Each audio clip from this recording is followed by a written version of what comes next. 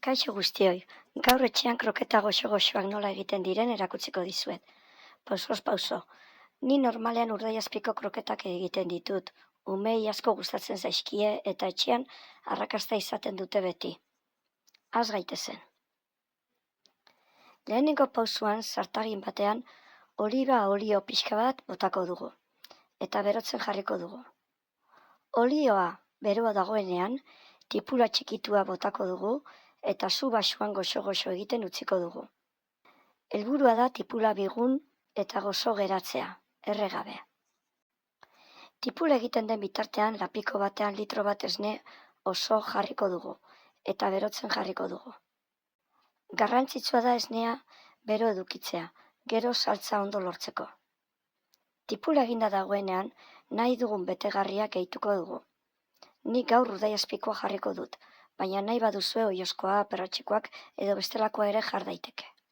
Gatzik ez dut gehitzen urdaiazpiko gazia delako, baina beste betegarri batzuetan gatza bota daiteke. Orain irina gehituko dugu. Gutxi gorabehera litro bat esneetarako 8-9 koilarakada irin. Dena ondo nahastuko dugu eta momentu hau oso garrantzitsua da. Irina pixka bat errea geratu behar da, gordinik ez. Kolore apur bat urreztatzen denean prest dago.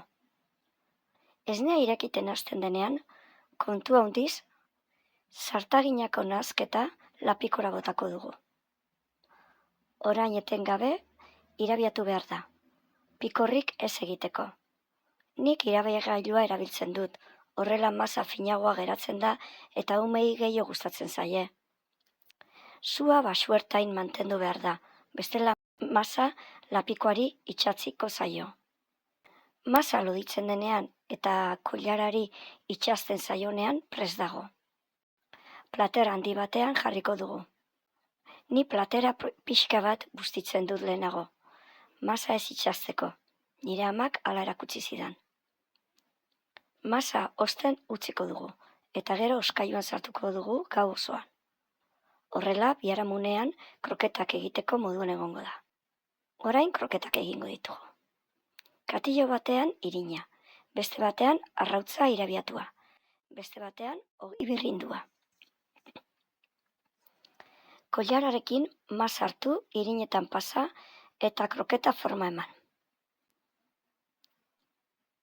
Kroketa bakoitza arrautzatik pasa, gero ogi birrindutik.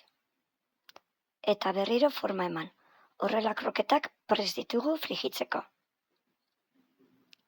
Zartagi batean olioa berotuko dugu. Nik oliba eta ekilore olioa nahastea gustatzen zait, zaporea leunagoa delako. Olioa bero dagoenean, sua pixka bat jatsi eta kroketak frijituko ditugu. Urre kolorea hartu arte. Eta kito. Hemen dituzue etxeko kroketak goxo-goxoak. Erraz eta betiko moduan egindakoak. Espero dut gustatu izana. Atsegin baduzue, eman like eta arpidetu kanalera. Errezetak gehiago ikusteko.